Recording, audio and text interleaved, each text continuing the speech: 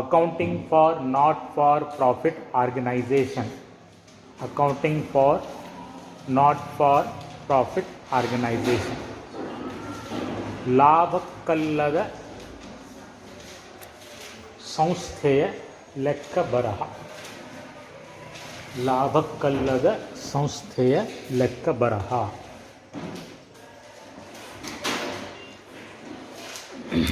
ನೋಡ್ರಿ, there are certain organizations, so there are certain organizations which are set up for providing services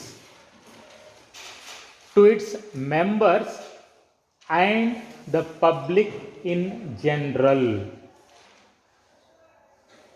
ಕೆಲವೊಂದು ಸಂಘಟನೆಗಳನ್ನು ಆ ಸಂಘಟನೆಯ ಸದಸ್ಯರಿಗೆ ಅಥವಾ ಸಾರ್ವಜನಿಕರಿಗೆ ಸೇವೆ ಸಲ್ಲಿಸುವ ಉದ್ದೇಶದಿಂದ ಅಥವಾ ಸೇವೆ ಸಲ್ಲಿಸುವ ಸಲುವಾಗಿ ಸ್ಥಾಪಿಸಲಾಗುತ್ತದೆ. Such organizations include examples of such organizations: clubs, Lion Club ಅಂತ ಕೇಳಿರ್ಬೋದು, ರೋಟರಿ ಕ್ಲಬ್ ಅಂತ ಕೇಳಿರ್ಬೋದು. ಸೊ ಕ್ಲಬ್ಸ್, ಚಾರಿಟೇಬಲ್ ಇನ್ಸ್ಟಿಟ್ಯೂಷನ್ಸ್, ದತ್ತಿ ಸಂಘಟನೆ ಅಥವಾ ಸಂಸ್ಥೆಗಳು, ಅಂದರೆ ಜನರಿಗೆ ಸಹಾಯ ಮಾಡುವ ಉದ್ದೇಶದಿಂದ ಕೆಲವೊಂದು ಇನ್ಸ್ಟಿಟ್ಯೂಷನ್ಸ್ಗಳನ್ನು ಸ್ಥಾಪನೆ ಮಾಡಿರ್ತಾರೆ. ಆಮೇಲೆ ಕೆಲವೊಂದು ಸ್ಕೂಲ್ಸ್ಗಳು, ಅಲ್ಲಿ ಕಡಿಮೆ ಫೀಸಿಗೆ ಅಥವಾ ಫ್ರೀಯಾಗಿ ಎಜುಕೇಷನನ್ನು ಕೊಡ್ತಾರೆ, ಖಾಸಗಿ ಶಾಲೆಗಳು ಇದಾವಲ್ಲ ಅವು. ಆಮೇಲೆ ರಿಲಿಜಿಯಸ್ ಆರ್ಗನೈಸೇಷನ್ಗಳು, ಧಾರ್ಮಿಕ ಸಂಘಟನೆಗಳು, ಮಠಗಳು ಇರ್ತಾವೆ ಅಲ್ಲ, ಮಸೂತಿ ಒಳಗೂ ಸಹ ಟ್ರಸ್ಟ್ಗಳನ್ನು ಮಾಡಿರ್ತಾರೆ, ಮಂದಿರದೊಳಗೂ ಸಹ ಟ್ರಸ್ಟ್ಗಳನ್ನು ಮಾಡಿರ್ತಾರೆ. ಇವೆಲ್ಲ ರಿಲಿಜಿಯಸ್ ಆರ್ಗನೈಸೇಷನ್ಸ್. ಆಮೇಲೆ ಟ್ರೇಡ್ ಯೂನಿಯನ್ಸ್ ಅಂತೇಳಿ ಎಲ್ಲ ವ್ಯಾಪಾರಿಗಳು ಸೇರಿಕೊಂಡು ಒಂದು ಸಂಘಟನೆಯನ್ನು ಮಾಡಿರ್ತಾರೆ. ವೆಲ್ಫೇರ್ ಸೊಸೈಟೀಸ್ ಮತ್ತು ಜನರ ಕಲ್ಯಾಣಕ್ಕಾಗಿ ನಿರ್ಮಾಣವಾಗಿರುವಂಥ ಕೆಲವೊಂದು ಸಹಕಾರಿ ಸಂಘಗಳು, ಅಥವಾ societies for the promotion of art and culture, ಕಲೆ ಮತ್ತು ಸಂಸ್ಕೃತಿಯ ಅಭಿವೃದ್ಧಿಗಾಗಿ ಸ್ಥಾಪನೆ ಆಗಿರುವಂಥ ಕೆಲವೊಂದು ಸಹಕಾರಿ ಸಂಘಗಳು. ಇವು ಇಂಥ ಸಂಘಟನೆಯ ಉದಾಹರಣೆಗಳು. ಈ ಸಂಘಟನೆಗಳು ತಮ್ಮ ಸದಸ್ಯರಿಗೆ ಅಥವಾ ಸಾರ್ವಜನಿಕರಿಗೆ ಸೇವೆ ಸಲ್ಲಿಸುವ ಉದ್ದೇಶದಿಂದ ಸ್ಥಾಪನೆ ಆಗಿರ್ತಾವೆ. ಫಾರ್ ಎಕ್ಸಾಂಪಲ್, ನೀವು ಕೇಳಿರ್ಬೋದು KLE ಅಂತ ಕರಿತೀವಿ, ಕರ್ನಾಟಕ ಲಿಂಗಾಯತ್ ಎಜುಕೇಷನ್ ಸೊಸೈಟಿ ಅಂತ. ಸೊ ಅದನ್ನು ಸ್ಥಾಪನೆ ಮಾಡೋದೇನಪ್ಪ ಅಂತಂದರೆ ತನ್ನ ಸದಸ್ಯರಿಗೆ, ಅಂದರೆ ಲಿಂಗಾಯತರಿಗೆ ಮತ್ತು ಅದರ ಜೊತೆಗೆ ಸಾರ್ವಜನಿಕರಿಗೆ ಶಿಕ್ಷಣ ನೀಡುವ ಉದ್ದೇಶದಿಂದ ಅದನ್ನು ಸ್ಥಾಪನೆ ಮಾಡ್ಯಾರ. ವ್ಯವಹಾರ ಮಾಡೋದು ಅವರ ಮುಖ್ಯ ಉದ್ದೇಶವಾಗಿರೋದಿಲ್ಲ, ಕೇವಲ ಸೇವೆ ಸಲ್ಲಿಸುವ ಉದ್ದೇಶದಿಂದ ಅದನ್ನು ಸ್ಥಾಪನೆ ಮಾಡೋದು.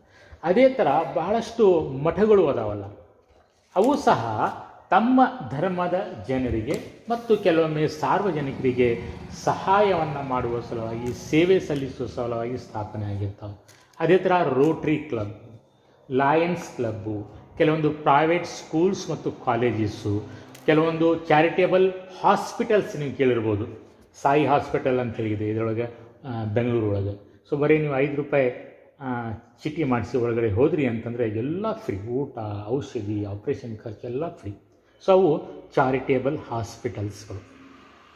ಇಂಥ ಸಂಘಟನೆಗಳಿಗೆ ನಾವೇನು ಕರಿತೀವಿ, ನಾಟ್ ಫಾರ್ ಪ್ರಾಫಿಟ್ ಆರ್ಗನೈಸೇಷನ್ ಅಂತ ಕರಿತೀವಿ. ಯಾಕಂದರೆ ಇವು ಜನರಿಗೆ, ಸದಸ್ಯರಿಗೆ ಸೇವೆ ಸಲ್ಲಿಸುವ ಉದ್ದೇಶದಿಂದ ಸ್ಥಾಪನೆ ಆಗಿರ್ತಾವೆ ಹೊರತು ಲಾಭ ಗಳಿಸುವ ಸಲುವಾಗಿ ಅಲ್ಲ.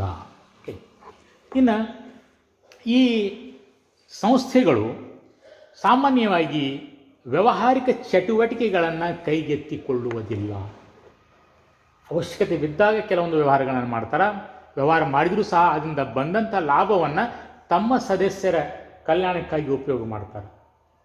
ಯಾಕಂದರೆ ಇವರು ಸ್ಥಾಪನೆ ಆಗಿರೋದು, ಈ ಸಂಘಟನೆಗಳು ಸ್ಥಾಪನೆ ಆಗಿರೋದು ಲಾಭ ಗಳಿಸೋಕೆ ಅಲ್ಲೇ ಅಲ್ಲ, ಸೇವೆ ಸಲ್ಲಿಸೋ ಸಲುವಾಗಿ. ಕೆಲವೊಮ್ಮೆ ತಮ್ಮ ಉದ್ದೇಶವನ್ನು ಈಡೇರಿಸುವ ಸಲುವಾಗಿ ಕೆಲವೊಮ್ಮೆ ವ್ಯಾವಹಾರಿಕ ಚಟುವಟಿಕೆಯಲ್ಲಿ ತೊಡಗಿದ್ರೂ ಸಹ ಅದರಿಂದ ಬಂದಂಥ ಲಾಭವನ್ನು ಅವ್ರು ಏನು ಮಾಡ್ತಾರಪ್ಪ ಅಂದರೆ ನಮ್ಮ ಸದಸ್ಯರ ಅಥವಾ ಸಾರ್ವಜನಿಕರ ಕಲ್ಯಾಣಕ್ಕಾಗಿ ಅವರು ಉಪಯೋಗ ಮಾಡ್ತಾರೆ. ಆಮೇಲೆ ಈ ಸಂಸ್ಥೆಗಳು, ಈ ನಾಟ್ ಫಾರ್ ಪ್ರಾಫಿಟ್ ಆರ್ಗನೈಸೇಷನ್ ಅಲ್ಲ, these are managed by trustees. These are managed by trustees ಅಂತ ಹೇಳಿರ್ತಾರೆ. ಟ್ರಸ್ಟೀಸ್ ಅಂದರೆ ಏನು? ಒಬ್ಬ ವ್ಯಕ್ತಿ ಅಥವಾ ವ್ಯಕ್ತಿಗಳು. ಸೊ ಅವರು ನಾಮ ಮಾತ್ರಕ್ಕೆ ಕೆಲವೊಂದು ಆಸ್ತಿಯ ಒಡೆಯರಾಗಿರ್ತಾರೆ. ಅವರು ನಿಜವಾದ ಒಡೆಯರಲ್ಲ, ಹೆಸರಿಗೆ ಮಾತ್ರ ಒಡೆಯರು. ನಾಮ ಮಾತ್ರಕ್ಕೆ ಕೆಲವೊಂದು ಆಸ್ತಿಗಳನ್ನು ಹೊಂದಿರ್ತಾರೆ. ಆ ಆಸ್ತಿಗಳನ್ನು ಫಲಾನುಭವಿಗಳ ಪ್ರಯೋಜನಕ್ಕಾಗಿ ಉಪಯೋಗ ಮಾಡ್ತಾರೆ. ಸೊ ಅಂಥ ವ್ಯಕ್ತಿಗಳಿಗೆ ನಾವು ಟ್ರಸ್ಟಿ ಅಂತ ಕರಿತೀವಿ. ಉದಾಹರಣೆಗೆ ದೇವಾಲಯಗಳಲ್ಲಿ ಟ್ರಸ್ಟನ್ನು ಮಾಡಿರ್ತಾರೆ. ಸೊ ಟ್ರಸ್ಟ್ ಅಂದರೆ ಏನಪ್ಪ ಅಂತಂದ್ರೆ ಇದು ಒಂದು ವ್ಯವಸ್ಥೆ, ಇಟ್ ಈಸ್ ಅನ್ ಅರೇಂಜ್ಮೆಂಟ್. ಅಲ್ಲಿ 2-3 ಜನ ಸೇರಿಕೊಂಡು ಒಂದು ಟ್ರಸ್ಟನ್ನು ರಚನೆ ಮಾಡಿರ್ತಾರೆ. ಸೊ ಆ ಟ್ರಸ್ಟ್ ಏನು ಮಾಡಿರ್ತಾರಪ್ಪ ಅಂತಂದರೆ ಆ ದೇವಾಲಯ ಪ್ರಾಪರ್ಟಿಯನ್ನು ಹೊಂದಿರ್ತಾರೆ. ಆ ದೇವಾಲಯ ಪ್ರಾಪರ್ಟಿಯ ಹೆಸರಿಗೆ ಮಾತ್ರ ಒಡೆಯರು, ಅವರು ನಿಜವಾದ ಒಡೆಯರಲ್ಲ. ಅದರಿಂದ ಬಂದಂಥ ಆದಾಯವನ್ನು ಅವ್ರೇನು ಮಾಡ್ತಾರಪ್ಪ ಅಂತಂದರೆ ತಮ್ಮ ಸದಸ್ಯರ ಅಥವಾ ಸಾರ್ವಜನಿಕರ ಕಲ್ಯಾಣಕ್ಕಾಗಿ ಅದನ್ನು ಉಪಯೋಗ ಮಾಡ್ತಾರೆ. ಸೊ ಅವ್ರಿಗೆ ನಾವು ಸಾಮಾನ್ಯವಾಗಿ ಟ್ರಸ್ಟ್ ಅಂತ ಕರಿತೀವಿ, ಅಥವಾ ಆ ಜನರಿಗೆ ನಾವು ಟ್ರಸ್ಟೀಸ್ ಅಂತ ಕರಿತೀವಿ. ಓಕೆ. ಆಮೇಲೆ ಈ ಟ್ರಸ್ಟಿಗಳು ಇಂಥ ನಾಟ್ ಫಾರ್ ಪ್ರಾಫಿಟ್ ಆರ್ಗನೈಸೇಷನ್ಸ್ಗಳನ್ನು ಮ್ಯಾನೇಜ್ ಮಾಡ್ತಾರೆ ಅಥವಾ ನಿರ್ವಹಣೆಯನ್ನು ಮಾಡ್ತಾರೆ. ಸಾಮಾನ್ಯವಾಗಿ ನಾಟ್ ಫಾರ್ ಪ್ರಾಫಿಟ್ ಆರ್ಗನೈಸೇಷನ್ಸ್ಗಳನ್ನು ನಿರ್ವಹಣೆ ಮಾಡುವವರು ಇವೇ ಟ್ರಸ್ಟಿಗಳು. And they are fully accountable. They are fully accountable to the members as well as to the public or to the society for the utilization of the fund raised. ಈ ಟ್ರಸ್ಟಿಗಳು ಏನು ದುಡ್ಡನ್ನು ಸಂಗ್ರಹಣೆ ಮಾಡಿರ್ತಾರಲ್ಲ, ಈಗ ಮಂದಿರದೊಳಗೆ ದುಡ್ಡನ್ನು ಸಂಗ್ರಹಣೆ ಮಾಡ್ತಾರೆ, ಅಲ್ಲಿ ಭಕ್ತಾದಿಗಳು ಬಂದು ದುಡ್ಡನ್ನು ದೇಣಿಗೆಯನ್ನು ಕೊಟ್ಟು ಹೋಗಿರ್ತಾರಲ್ಲ, ಆ ದುಡ್ಡನ್ನು ಸಂಗ್ರಹಣೆ ಮಾಡಿರ್ತಾರಲ್ಲ, ಆ ದುಡ್ಡನ್ನು ಟ್ರಸ್ಟಿಯವರು ಏನು ಮಾಡಬೇಕು, ಒಳ್ಳೆಯ ಉದ್ದೇಶಕ್ಕಾಗಿ ಅದನ್ನು ಬಳಕೆ ಮಾಡಬೇಕು. ಆಮೇಲೆ ಅದಕ್ಕೆ ಅವರು ಜವಾಬ್ದಾರರು, ಅದಕ್ಕೆ ಅವರು ಹೊಣೆಗಾರರು, ಅದಕ್ಕೂ ಅವರು ಅಕೌಂಟೇಬಲ್ ಅಂತ. They are accountable for the fund raised by the not for profit organisation. ಇಂಥ ನಾಟ್ ಫಾರ್ ಪ್ರಾಫಿಟ್ ಆರ್ಗನೈಸೇಷನ್ಗಳು ಏನು ದುಡ್ಡನ್ನು ಸಂಗ್ರಹಣೆ ಮಾಡ್ತಾರಲ್ಲ ತಮ್ಮ ಸದಸ್ಯರಿಂದ ಅಥವಾ ಸಾರ್ವಜನಿಕರಿಂದ ಏನು ದುಡ್ಡನ್ನು ಸಂಗ್ರಹಣೆ ಮಾಡ್ತಾರಲ್ಲ ಅದಕ್ಕೆ ಜವಾಬ್ದಾರ, ಅದರ ಬಳಕೆಗೆ ಅವರು ಜವಾಬ್ದಾರ ಆಗಿರ್ತಾರೆ. ಸೊ ಹೀಗಾಗಿ they should also maintain the proper books of account. So ಅದಕ್ಕಾಗಿ ನಾಟ್ ಫಾರ್ ಪ್ರಾಫಿಟ್ ಆರ್ಗನೈಸೇಷನ್ಗಳು ಸಹ ಬುಕ್ಸ್ ಆಫ್ ಅಕೌಂಟನ್ನು ಮೇಂಟೈನ್ ಮಾಡಬೇಕಾಗ್ತದೆ. ಅವು ವ್ಯಾವಹಾರಿಕ ಚಟುವಟಿಕೆಯಲ್ಲಿ ತೊಡಗಿದ್ರೂ ಸಹ ಸಾರ್ವಜನಿಕರಿಂದ ಸದಸ್ಯರಿಂದ ದುಡ್ಡನ್ನು ಸಂಗ್ರಹಣೆ ಮಾಡಿ ಅದನ್ನು ತನ್ನ ಸಂಸ್ಥೆಯ ಉದ್ದೇಶಕ್ಕಾಗಿ ಬಳಕೆ ಮಾಡೋದ್ರಿಂದ ಅಲ್ಲಿ ಅದು ಮಿಸ್ಅಪ್ರಾಪ್ರಿಯೇಟ್ ಆಗಬಾರ್ದು, ದುಡ್ಡು ಮಿಸ್ಯೂಸ್ ಆಗಬಾರ್ದು ಅನ್ನೋ ಉದ್ದೇಶದಿಂದ ಅಲ್ಲಿಯೂ ಸಹ ಅಕೌಂಟನ್ನು ಮೇಂಟೈನ್ ಮಾಡುವಂಥ ಅವಶ್ಯಕತೆ ಇರುತ್ತದೆ. ಸೊ ಹೀಗಾಗಿ ಅವರು ಅಕೌಂಟನ್ನು ಮೇಂಟೈನ್ ಮಾಡ್ತಾರೆ. ಮತ್ತೇನಪ್ಪ ಅಂತಾರೆ, it is legal requirement also. ಇದು ಕಾಯ್ದೆಯ ಪ್ರಕಾರ ಅತಿ ಅವಶ್ಯಕ, ಮಾಡಲೇಬೇಕು. ನೀವು ಒಂದು ಸೊಸೈಟಿಯನ್ನು ರಚನೆ ಮಾಡಿ ಅದನ್ನು ನೋಂದಣಿ ಮಾಡಿಸಿದ್ರಿ ಅಂತಂದರೆ ಪ್ರತಿ ವರ್ಷ ನೀವು ಅಕೌಂಟನ್ನು ಇಡಬೇಕು, ಆ ಅಕೌಂಟನ್ನು ಆಡಿಟ್ ಮಾಡಿಸಬೇಕು, ಆಡಿಟ್ ಮಾಡಿ ಆ ಸೊಸೈಟಿ ರಿಜಿಸ್ಟ್ರಾರ್ಗೆ ನೀವು ಅದನ್ನು ಒಪ್ಪಿಸಬೇಕಾಗುತ್ತೆ. ಸೊ ಈ ಎಲ್ಲ ಕಾರಣಗಳಿಂದ ಈ ನಾಟ್ ಫಾರ್ ಪ್ರಾಫಿಟ್ ಆರ್ಗನೈಸೇಷನ್ಗಳು ಸಹ ಏನು ಮಾಡ್ತಾರಪ್ಪ ಅಂತಂದರೆ ಅಕೌಂಟ್ಸ್ಗಳನ್ನು ಮೇಂಟೈನ್ ಮಾಡ್ತಾರೆ. ಇಡೀ ವರ್ಷ ಏನು ಟ್ರಾನ್ಸಾಕ್ಷನ್ಸ್ಗಳು ನಡೀತಾವಲ್ಲ ಅವುಗಳನ್ನು ರೆಕಾರ್ಡ್ ಮಾಡ್ತಾರೆ. ವರ್ಷದ ಕೊನೆಗೆ ಫೈನಲ್ ಅಕೌಂಟ್ಸ್ಗಳನ್ನು ಮಾಡ್ತಾರೆ. ಇವರು ಫೈನಲ್ ಅಕೌಂಟ್ಸ್ ಏನೇನು ಮಾಡ್ತಾರಪ್ಪ ಅಂತಂದರೆ ರಿಸಿಪ್ಟ್ ಆ್ಯಂಡ್ ಪೇಮೆಂಟ್ ಅಕೌಂಟ್ ಮಾಡ್ತಾರೆ, ಇನ್ಕಮ್ ಆ್ಯಂಡ್ ಎಕ್ಸ್ಪೆಂಡಿಚರ್ ಅಕೌಂಟ್ ಮಾಡ್ತಾರೆ, ಆಮೇಲೆ ಬ್ಯಾಲೆನ್ಸ್ ಶೀಟ್ ಮಾಡ್ತಾರೆ. ಈ 3 ಅಕೌಂಟ್ಸ್ಗಳಿಗೆ ನಾವು final account of the not for profit organisation ಅಂತ ಕರಿತೀವಿ. ಕ್ಯಾರೆಕ್ಟರಿಸ್ಟಿಕ್ ಆಫ್ NPO ಅಂತ ಬರ್ಕೊಡ್ರಿ. First feature. So the first characteristic ಅಥವಾ feature of the NPO is providing the service to its members or to general public. ತಮ್ಮ ಸದಸ್ಯರಿಗೆ ಅಥವಾ ಸಾರ್ವಜನಿಕರಿಗೆ ಸೇವೆ ಸಲ್ಲಿಸುವುದು ಇದರ ಮುಖ್ಯ ಉದ್ದೇಶವಾಗಿರುತ್ತದೆ. ಆಮೇಲೆ ಇಲ್ಲಿ ಸೇವೆಯನ್ನು ಸಲ್ಲಿಸುವಾಗ ಜಾತಿ ಅಥವಾ ಧರ್ಮ ಅಥವಾ ಬಣ್ಣ, ಬೇರೆ ಬೇರೆ ವರ್ಗ ಇವು ಏನು ಪರಿಗಣಿಸುವುದಿಲ್ಲ. ಎಲ್ಲರಿಗೆ ಒಂದೇ ಥರದ ಸೇವೆಯನ್ನು ಸಲ್ಲಿಸ್ತಾರೆ. ಎರಡನೇದ್ದು number 2, these are organised as charitable trust these are organised as charitable trust.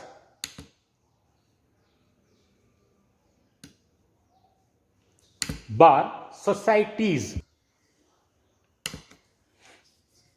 So ಹಂಗಾರೆ ಎರಡನೇ ಲಕ್ಷಣ ಏನರಪ್ಪ ಅಂತಂದರೆ, ಈ NPOಗಳು, ಈ ಸಂಘಟನೆಗಳು ಸಾಮಾನ್ಯವಾಗಿ ಚಾರಿಟೇಬಲ್ ಟ್ರಸ್ಟಿನ ರೂಪದಲ್ಲಿ, ದತ್ತಿ ಟ್ರಸ್ಟಿನ ರೂಪದಲ್ಲಿ ಸ್ಥಾಪಿಸಲಾಗುತ್ತದೆ ಅಥವಾ ಸಹಕಾರಿ ಸಂಘದ ರೂಪದಲ್ಲಿ ಸ್ಥಾಪಿಸಲಾಗುತ್ತದೆ. ಆಮೇಲೆ ಇಂಥ ಸಂಘಟನೆಗಳಿಗೆ ಯಾರು ಚಂದ ಕೊಡ್ತಾರಲ್ಲ ಅವರಿಗೆ ನಾವೇನು ಕರಿತೀವಿ, ಆ ಸಂಘಟನೆಯ ಸದಸ್ಯರು, ಮೆಂಬರ್ಸ್ ಆಫ್ ದಿ NPO ಅಥವಾ ಮೆಂಬರ್ಸ್ ಆಫ್ ದಿ ಆರ್ಗನೈಸೇಷನ್ ಅಂತ ಕರಿತೀವಿ. ಇನ್ನು ಮೂರನೇದ್ದು ಮೆಂಬರ್ಸ್. ಸೊ ಮೂರನೇ ಲಕ್ಷಣ ನೋಡ್ರಿ, ಈ ಒಂದು NPO ಅಫೇರ್ಸ್ಗಳು, ಈ ಒಂದು NPO ಅಫೇರ್ಸ್ಗಳು ಅಥವಾ ವ್ಯವಹಾರಗಳನ್ನು ನಿರ್ವಹಣೆ ಮಾಡುವ ಸಲುವಾಗಿ ಆ ಸಂಘಟನೆಯ ಸದಸ್ಯರು ಸೇರಿಕೊಂಡು ಕೆಲವೊಬ್ಬರನ್ನು ಆಯ್ಕೆ ಮಾಡ್ತಾರೆ. ಸೊ ಅವ್ರಿಗೆ ನಾವು ಏನು ಕರಿತೀವಪ್ಪ ಅಂತಂದರೆ ಮ್ಯಾನೇಜಿಂಗ್ ಕಮಿಟಿ ಅಥವಾ ಎಕ್ಸಿಕ್ಯೂಟಿವ್ ಕಮಿಟಿ ಅಂತ ಕರಿತೀವಿ. ಅವರು ಆ ಸಂಘಟನೆಯ ಕಾರ್ಯಗಳನ್ನು ನಿರ್ವಹಿಸ್ತಾರೆ. Next number 4. ಸೊ ಹಾಗಾದರೆ ಈ ಸಂಸ್ಥೆಗಳಿಗೆ ಇದು ಆದಾಯದ ಮುಖ್ಯ ಮೂಲ ಏನು ಅಂತಂದರೆ, ಆ ಸಂಘಟನೆಯ ಸದಸ್ಯರು ಪ್ರತಿ ವರ್ಷ ಅವರಿಗೆ ಸಬ್ಸ್ಕ್ರಿಪ್ಷನನ್ನು ಕೊಡ್ತಾರೆ, ಚಂದ ಅಂತ ಕರಿತೀವಿ. ನೀವು ಆ ಸಂಘಟನೆ ಮೆಂಬರ್ ಆಗಿ ಉಳಿಬೇಕಾದ್ರೆ ಪ್ರತಿ ವರ್ಷ ಚಂದ ಕೊಡಬೇಕಾಗ್ತೈತಿ. ಅದೇ ಅದರ ಆದಾಯದ ಮುಖ್ಯ ಮೂಲ. ಮತ್ತು ಕೆಲವೊಮ್ಮೆ ಅವರು ಅದನ್ನು ಹೊರತುಪಡಿಸಿ ಸಾರ್ವಜನಿಕರಿಂದ ಅಥವಾ ಸದಸ್ಯರಿಂದ ದೇಣಿಗೆಯನ್ನು ಸಂಗ್ರಹಣೆ ಮಾಡ್ತಾರೆ, ಅದು ಸಹ ಅದರ ಆದಾಯದ ಮುಖ್ಯ ಮೂಲವಾಗಿದೆ. ಆಮೇಲೆ ಲೆಗಸೀಸ್ ಅಂತಂದರೆ, ಕೆಲವೊಬ್ಬರು ಸಾಯುವಾಗ ವಿಲ್ಲನ್ನು ಬರೆದಿಟ್ಟು ಸತ್ತಿರ್ತಾರೆ, ನಾ ಸತ್ತ ನಂತರ ನನ್ನ ಇಂಥ ಆಸ್ತಿ ಅಥವಾ ನನ್ನ ಇಷ್ಟು ದುಡ್ಡು ಇಂಥ ಸಂಘಟನೆಗೆ ದಾನ ಮಾಡಿರಿ ಅಂತ. ಸೊ ಅದಕ್ಕೆ ನಾವು ಲೆಗಸೀಸ್ ಅಂತ ಕರಿತೀವಿ. ಆಮೇಲೆ ಗ್ರ್ಯಾಂಟ್ ಇನ್ ಏಡ್ ಅಂತಂದರೆ, ಸರ್ಕಾರದವರು ಪ್ರತಿ ವರ್ಷ ಕೆಲವೊಮ್ಮೆ ಇಂಥ ಸಂಘಟನೆಗಳಿಗೆ ಏನರಪ್ಪ ಅನುದಾನವನ್ನು ನೀಡ್ತಾರೆ, ಅದಕ್ಕೆ ನಾವು ಗ್ರ್ಯಾಂಟ್ ಇನ್ ಏಡ್ ಅಂತ ಕರಿತೀವಿ. ಆಮೇಲೆ ಇವರು ಕೆಲವೊಮ್ಮೆ ತಮ್ಮ ಕಡೆ ಇರುವಂಥ ಹಣವನ್ನು ಎಲ್ಲಾದರೂ ಹೂಡಿಕೆ ಮಾಡಿರ್ತಾರೆ, ಅದರ ಮೇಲೆ ಇವರು ನಿಯಮಿತವಾಗಿ ಇನ್ಕಮ್ ಬರ್ತಾ ಇರ್ತೈತಿ. ಇವು ಎಲ್ಲ NPOಗಳ ಆದಾಯದ ಮೂಲವಾಗಿದೆ. ನೆಕ್ಸ್ಟ್ ನಂಬರ್ 5 ನೋಡಿ, ಮತ್ತೊಂದು ಇದರ ಲಕ್ಷಣ ಏನಪ್ಪ ಅಂತಂದರೆ, ಈ ಸಂಘಟನೆಗಳು ವಿವಿಧ ಮೂಲಗಳಿಂದ ಏನು ಹಣವನ್ನು ಸಂಗ್ರಹಣೆ ಮಾಡ್ತಾರಲ್ಲ, ಫಂಡ್ ಅಥವಾ ನಿಧಿಯನ್ನು ಸಂಗ್ರಹಣೆ ಮಾಡ್ತಾರಲ್ಲ, ಅದು ದಿಂದ ಇರ್ಬೋದು ಅಥವಾ ದೇಣಿಗೆಯಿಂದ ಇರ್ಬೋದು, ಡೊನೇಷನ್ದಿಂದ ಅಥವಾ ಲೆಗಸೀಸ್ದಿಂದ ಇರ್ಬೋದು ಅಥವಾ ಗ್ರ್ಯಾಂಟ್ ಇನ್ ಏಡ್ ಇರ್ಬೋದು. ಈ ಎಲ್ಲವನ್ನು ಏನು ಮಾಡ್ತಾರಪ್ಪ ಅಂತಂದರೆ ಅವರು ಕ್ಯಾಪಿಟಲ್ ಫಂಡಿಗೆ ಕ್ರೆಡಿಟ್ ಮಾಡ್ತಾರೆ. ಅಂದರೆ NPOಗಳಲ್ಲಿ ಕ್ಯಾಪಿಟಲ್ ಇರೋದಿಲ್ಲ, ಕ್ಯಾಪಿಟಲ್ ಫಂಡ್ ಇರ್ತದೆ. ಟ್ರೇಡಿಂಗ್ ಆರ್ಗನೈಸೇಷನ್ ಒಳಗೆ ಅಲ್ಲಿ ಓನರ್ಸ್ ಇರ್ತಾರೆ. ಅವ್ರೇನು ಮಾಡ್ತಾರಪ್ಪ ಅಂತಂದರೆ ವ್ಯವಹಾರಕ್ಕೆ ಬೇಕಾದಂಥ ಬಂಡವಾಳವನ್ನು ತೊಡಗಿಸ್ತಾರೆ. ಸೊ ಹೀಗಾಗಿ ಅಲ್ಲಿ ಕ್ಯಾಪಿಟಲ್ ಇರ್ತದೆ. ಕ್ಯಾಪಿಟಲ್, ಶೇರ್ ಕ್ಯಾಪಿಟಲ್ ಅಂತ ನಾವೆಲ್ಲ ಕಲ್ತಿದ್ದೀವಿ, ಹೌದಲ್ಲ? So in case of companies, share holders ಏನು ಮಾಡ್ತಾರೆ, ತಮ್ಮ ಸಾಮರ್ಥ್ಯಕ್ಕೆ ಅನುಗುಣವಾಗಿ ವಂತಿಗೆಯನ್ನು ನೀಡ್ತಾರೆ. ಸೊ ಅದಕ್ಕೆ ನಾವು ಶೇರ್ ಕ್ಯಾಪಿಟಲ್ ಅಂತ ಕರಿತೀವಿ. ಏಕ ವ್ಯಕ್ತಿ ವ್ಯಾಪಾರಿ ಸಂಸ್ಥೆ ಅಥವಾ ಪಾಲುಗಾರಿಕೆ ಸಂಸ್ಥೆ ಇತ್ತು ಅಂದರೆ ಅಲ್ಲಿ ಏಕ ವ್ಯಕ್ತಿ ವ್ಯಾಪಾರಿ ಅಥವಾ ಪಾಲುದಾರರು ಮಾಡ್ತಾರೆ, ತಮ್ಮ ಸಾಮರ್ಥ್ಯಕ್ಕೆ ಅನುಗುಣವಾಗಿ ಆ ಸಂಸ್ಥೆಗೆ ಬೇಕಾದಂಥ ಬಂಡವಾಳವನ್ನು ಹಾಕ್ತಾರೆ. ಸೊ ಹೀಗಾಗಿ ಅಲ್ಲಿ ಶೇರ್ ಇರ್ತೀವಿ, ಅಲ್ಲಿ ಕ್ಯಾಪಿಟಲ್ ಇರ್ತಿದೆ. ಇಲ್ಲಿ ಕ್ಯಾಪಿಟಲ್ ಇರೋದಿಲ್ಲ, ಇಲ್ಲಿ ಯಾರೂ ಓನರ್ ಇಲ್ಲ. ಇಂಥ ಸಂಘಟನೆಗಳಲ್ಲಿ ಯಾರೂ ಓನರ್ ಇಲ್ಲ, ಕೇವಲ ಸದಸ್ಯರು ಮಾತ್ರ. ಎಲ್ಲಿವರೆಗೆ ನೀವು ಚಂದ ಕೊಡ್ತೀರಿ ಅಲ್ಲಿವರೆಗೆ ಸದಸ್ಯರು, ಚಂದ ಕೊಡೋದನ್ನು ಬಿಟ್ರಿ ಅಂತಂದ್ರೆ ನಿಮಗೆ ತೆಗೆದು ಹಾಕಿಬಿಡ್ತಾರೆ, ಮತ್ತು ಬೇರೆ ಸದಸ್ಯರು ಬಂದು ಸೇರ್ತಾರೆ. ಸೊ ಹೀಗಾಗಿ ನೀವೇನು ಮಾಡ್ತೀರಪ್ಪ ಇಲ್ಲಿ ಅಂತಾರೆ, ಯಾರು ಮೆಂಬರ್ಸ್ ಆಗ್ತಾರಲ್ಲ ಅವರು ಪ್ರತಿ ವರ್ಷ ಚಂದ ಕೊಡ್ತಾರೆ, ಸಾರ್ವಜನಿಕರಿಂದ ದೇಣಿಗೆಯನ್ನು ಸಂಗ್ರಹಣೆ ಮಾಡ್ತೀವಿ. ಆಮೇಲೆ ಗ್ರ್ಯಾಂಟ್ ಇನ್ ಏಡು, ಇವು ಬೇರೆ ಬೇರೆ ಮೂಲದಿಂದ ಏನು ನಿಧಿಯನ್ನು ಸಂಗ್ರಹಣೆ ಮಾಡ್ತಾರಲ್ಲ ಅದನ್ನು ಏನು ಮಾಡ್ತೀವಪ್ಪ ಅದು ಕೂಡಿಸಿದ್ರೆ, ಅದು ಕೂಡಿಸಿ ಅದಕ್ಕೆ ನಾವೇನು ಕರಿತೀವಿ, ಕ್ಯಾಪಿಟಲ್ ಫಂಡ್ ಅಂತ ಕರಿತೀವಿ. ಇಲ್ಲಿ ಕ್ಯಾಪಿಟಲ್ ಅಂತ ಕರೆಯೋದಿಲ್ಲ. ಓಕೆ, ನೆಕ್ಸ್ಟ್ ಫೀಚರ್ ಬರ್ಕೊಡ್ರಿ, ನಂಬರ್ 6. ನೋಡಿ, ಪ್ರತಿ ವರ್ಷ ಈ ಟ್ರೇಡಿಂಗ್ ಕನ್ಸರ್ನ್ ಇತ್ತು ಅಂತ, ವ್ಯಾಪಾರಕ್ಕಾಗಿ ಸ್ಥಾಪನೆ ಆಗಿರುವಂಥ ಸಂಘಟನೆಗಳು ಇದ್ವು ಅಂತಂದರೆ ಅಲ್ಲಿ ಪ್ರತಿ ವರ್ಷ ಏನು ಲಾಭ ಬರ್ತಿತ್ತಲ್ಲ ಆ ಲಾಭವನ್ನು ನಾವು ಯಾರು ಕೊಡ್ತೀವಿ, ಓನರ್ ಕೊಡ್ತೀವಿ ಅಥವಾ ಓನರ್ ಅಕೌಂಟಿಗೆ ಜಮಾ ಮಾಡ್ತೀವಿ. ಪಾರ್ಟ್ನರ್ಸ್ ಇದ್ದರೆ ಪಾರ್ಟ್ನರ್ಸ್ ಮಧ್ಯೆ ಹಂಚ್ತೀವಿ, ಶೇರ್ ಹೋಲ್ಡರ್ಸ್ ಇದ್ದರೆ ಶೇರ್ ಹೋಲ್ಡರ್ಸ್ ಮಧ್ಯೆ ಹಂಚ್ತೀವಿ. ಅದೇ ಥರ ಇಲ್ಲಿಯೂ ಸಹ ಕೆಲವೊಮ್ಮೆ ಸರ್ಪ್ಲಸ್ ಆಗಿರ್ತದೆ. ಸರ್ಪ್ಲಸ್ ಅಂದರೆ ಏನಪ್ಪ, excess of income over expenditure. ಯಾವುದೇ ಒಂದು ನಿರ್ದಿಷ್ಟ ಅವಧಿಯಲ್ಲಿ ಎಷ್ಟು ಸಂಗ್ರಹಣೆ ಮಾಡಿರ್ತಾರಲ್ಲ ಹಣ, ಅದಕ್ಕಿಂತ ಖರ್ಚು ಕಡಿಮೆ ಆಗಿರ್ತದೆ. ಸಪೋಸ್ ಅವರು ಒಂದು 50,000 ರೂಪಾಯಿ ಸಂಗ್ರಹಣೆ ಮಾಡಿದ್ದಾರೆ, ಖರ್ಚು ಬರೀ 30,000 ರೂಪಾಯಿ ಬಂದ್ರೆ ಬಂಗಾರ ಇನ್ನು 20,000 ರೂಪಾಯಿ ಉಳಿತು. ಸೊ ಅದಕ್ಕೆ ನಾವು ಸರ್ಪ್ಲಸ್ ಅಂತಿರ್ತೀವಿ. ಆ ಸರ್ಪ್ಲಸ್ಸನ್ನು ಮೆಂಬರ್ಸ್ ನಡುವೆ ಅದನ್ನು ಹಂಚೋದಿಲ್ಲ. ಯಾಕಂದರೆ members are not the owners of the NPO, they are just members. ಹಾಗಾದರೆ ಅದನ್ನ ಏನು ಮಾಡ್ತಾರೆ, ಅದನ್ನು ಡೈರೆಕ್ಟಾಗಿ ಕ್ಯಾಪಿಟಲ್ ಫಂಡಿಗೆ ಆ್ಯಡ್ ಮಾಡ್ತಾರೆ. ಆದರೆ ಟ್ರೇಡಿಂಗ್ ಕನ್ಸರ್ನ್ ಒಳಗೆ ಹಾಗಲ್ಲ. ಟ್ರೇಡಿಂಗ್ ಕನ್ಸರ್ನ್ ಒಳಗೆ ನಾವು ನಿನ್ನ ಕಲ್ತಿದ್ವಿ ಸರ್ಪ್ಲಸ್ ಅಂತೇಳಿ, ಹೌದಲ್ಲ, ನೆಟ್ ಪ್ರಾಫಿಟ್ ಆಫ್ಟರ್ ಟ್ಯಾಕ್ಸ್, ಹೌದಲ್ಲ. ಸೊ ನೆಟ್ ಪ್ರಾಫಿಟ್ ಏನು ಮಾಡ್ತಾರಪ್ಪ ಅಂದರೆ ಶೇರ್ ಹೋಲ್ಡರ್ಸ್ ಮಧ್ಯೆ ಅದನ್ನು ಹಂಚ್ತಾರೆ ಅಥವಾ ಓನರಿಗೆ ಅದನ್ನು ಕೊಡ್ತಾರೆ, ಓನರ್ ಅಕೌಂಟಿಗೆ ಜಮಾ ಮಾಡ್ತಾರೆ. ಇಲ್ಲಿ ಬಂದಂಥ ಸರ್ಪ್ಲಸ್ಸು ಇಲ್ಲಿ ಯಾರು ಓನರ್ಸ್ ಇರೋದಿಲ್ಲ, ಬರೀ ಮೆಂಬರ್ಸ್ ಇರ್ತಾರೆ. ಮೆಂಬರ್ಸ್ ನಡುವೆಯೂ ಸಹ ಇದನ್ನು ಹಂಚೋದಿಲ್ಲ. ಅದರ ಬದಲಾಗಿ ಪ್ರತಿ ವರ್ಷ ಬಂದಂಥ ಸರ್ಪ್ಲಸ್ಸನ್ನು ಆ ವರ್ಷದ ಕ್ಯಾಪಿಟಲ್ ಫಂಡ್ ಒಳಗೆ ಜಮಾ ಮಾಡ್ತಾರೆ. ನೆಕ್ಸ್ಟು 7ನೇದು, NPOಗಳಲ್ಲಿ ಯಾವ್ಯಾವ ರೆಕಾರ್ಡನ್ನು ಇಡ್ತಾರೆ, ಲೆಕ್ಕ ಬರೆಯೋ ಸಲುವಾಗಿ ಯಾವ್ಯಾವ ಬುಕ್ಸ್ಗಳನ್ನು ಇಡ್ತಾರೆ. ಸೊ ಅಲ್ಲಿ ಮುಖ್ಯವಾದಂಥ ಬುಕ್ ಕ್ಯಾಶ್ ಬುಕ್ ನೆನಪಿಟ್ಕೊಡಿ. ಸಾಮಾನ್ಯವಾಗಿ NPOಗಳಲ್ಲಿ ಎಲ್ಲ ವ್ಯವಹಾರ ಲೇವಾದೇವಿ ರೋಕಡಿ ನಡೀತಾವೆ, ಉದ್ರಿ ಭಾಳ ಕಡಿಮೆ. ಸೊ ಹೀಗಾಗಿ ಅವ್ರದ್ದು ಮುಖ್ಯ ಪುಸ್ತಕ ಯಾವುದರಪ್ಪ ಅಂತಂದರೆ ಕ್ಯಾಶ್ ಬುಕ್ ಇಡ್ತಾರೆ. ಕ್ಯಾಶ್ ಬುಕ್ ಒಳಗೆ ದುಡ್ಡು ಬಂದಿದ್ದು ದುಡ್ಡು ಹೋಗಿದ್ದನ್ನು ರೆಕಾರ್ಡ್ ಮಾಡ್ತಾರೆ. ಎರಡನೇದು ಒಂದು ಲೆಜರನ್ನು ಇಟ್ಟಿರ್ತಾರೆ.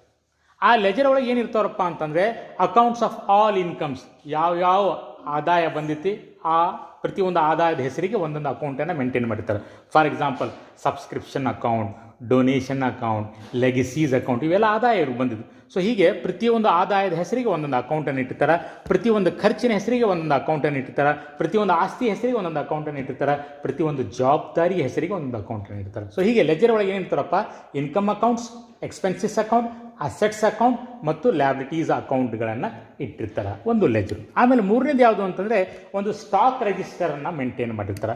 ಸೊ ಆ ಸ್ಟಾಕ್ ರಿಜಿಸ್ಟರ್ ಒಳಗೆ ಏನು ಮಾಡ್ತಾರಪ್ಪ ಅಂದರೆ complete record of the fixed assets, ಅವ್ರ ಕಡೆ ಏನೇನು ಫಿಕ್ಸ್ಡ್ ಅಸೆಟ್ಸ್ ಅದಾವ ಅದ್ರ ಪೂರ್ತಿ ಮಾಹಿತಿ, ಮತ್ತು ಏನಪ್ಪ ಅಂತಂದರೆ ಕನ್ಸ್ಯೂಮೇಬಲ್ಸ್, ಯೂಸ್ ಮಾಡುವಂಥ ಕೆಲವೊಂದು ಮಟೀರಿಯಲ್ಸ್ಗಳು ಏನಾದರೂ ಇದ್ದರೆ ಅವು ಏನೇನು ಅದಾವೆ ಅವು ಎಲ್ಲವನ್ನು ಅದರಾಗೆ ಬರೆದಿಟ್ಟಿರ್ತಾರೆ. So these are the records of the NPO. So next heading. So what are the statements prepared in case of NPO at the end of the accounting year? ವರ್ಷದ ಅಂತ್ಯದಲ್ಲಿ ಯಾವ್ಯಾವ ಸ್ಟೇಟ್ಮೆಂಟ್ಸ್ಗಳನ್ನು ತಯಾರು ಮಾಡ್ತೀವಿ? 1ನೇದು ರಿಸಿಪ್ಟ್ ಆ್ಯಂಡ್ ಪೇಮೆಂಟ್ ಅಕೌಂಟ್ ತಯಾರು ಮಾಡ್ತೀವಿ. 2ನೇದು income and expenditure account ತಯಾರು ಮಾಡ್ತೀವಿ.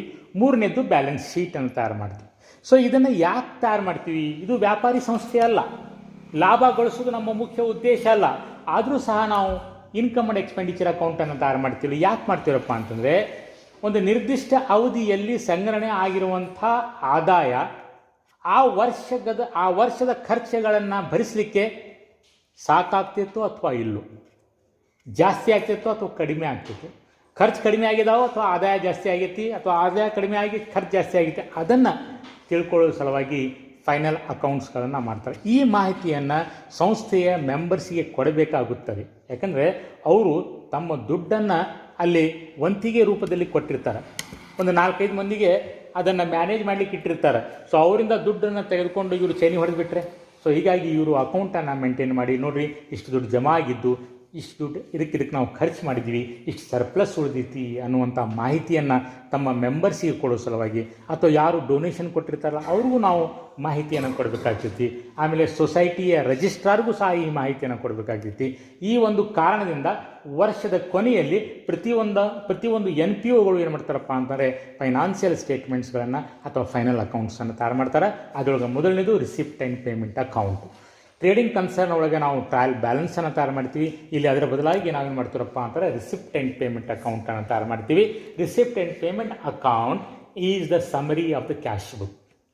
Cash ಬುಕ್ಕಿನ ಸಮರಿ ಇದು. ಮುಂದೆ ನಾವು ಮತ್ತೆ ನೋಡೋಂಥ ರಿಸಿಪ್ಟ್ ಆ್ಯಂಡ್ ಪೇಮೆಂಟ್ ಅಕೌಂಟ್ ಅಂದರೆ ಏನಂತೇಳಿ, ಇಡೀ ವರ್ಷ ನಾವು ಏನು ಲೇವಾದೇವಿಯನ್ನು ಮಾಡಿದ್ದೀವಲ್ಲ, ಕ್ಯಾಶ್ ಬಂದಿದ್ದು ಕ್ಯಾಶ್ ಹೋಗಿದ್ದು ಇವೆಲ್ಲವನ್ನು ಕ್ಯಾಶ್ ಬುಕ್ ಒಳಗೆ ಡೇಟಿನ ಪ್ರಕಾರ ಬರೆದಿಟ್ಟಿರ್ತೀವಿ. ಸೊ ಅದರ ಸಮರಿಗೆ ನಾವು ರಿಸಿಪ್ಟ್ ಆ್ಯಂಡ್ ಪೇಮೆಂಟ್ ಅಕೌಂಟ್ ಅಂತ ಕರಿತೀವಿ. ಅದನ್ನು ತಯಾರು ಮಾಡ್ತೀವಿ. ಆಮೇಲೆ ಇನ್ಕಮ್ ಆ್ಯಂಡ್ ಎಕ್ಸ್ಪೆಂಡಿಚರ್ ಅಕೌಂಟ್, ಒಂದು ವರ್ಷದಲ್ಲಿ ಯಾವ ಮೂಲಿಂದ ಎಷ್ಟೆಷ್ಟು ದುಡ್ಡು ಬಂತು, ಆಮೇಲೆ ಇನ್ನೊಂದು ಕಡೆ ಏನೇನು ಖರ್ಚು ಮಾಡಿದ್ವಿ, ಆಮೇಲೆ ಎಷ್ಟು ಜಾಸ್ತಿ ಉಳೀತು, ಇನ್ಕಮ್ ಎಷ್ಟು ಜಾಸ್ತಿ ಆಯಿತು ಅಥವಾ ಖರ್ಚು ಎಷ್ಟು ಜಾಸ್ತಿ ಆಯಿತು, ಸರ್ಪ್ಲಸ್ ಆಯಿತು ಅಥವಾ ಡೆಫಿಸಿಟ್ ಆಯಿತು, ಅದನ್ನು ತಿಳ್ಕೊಳ್ಳೋ ಸಲುವಾಗಿ ಇನ್ಕಮ್ ಆ್ಯಂಡ್ ಎಕ್ಸ್ಪೆಂಡಿಚರ್ ಅಕೌಂಟನ್ನು ಮಾಡ್ತೀವಿ.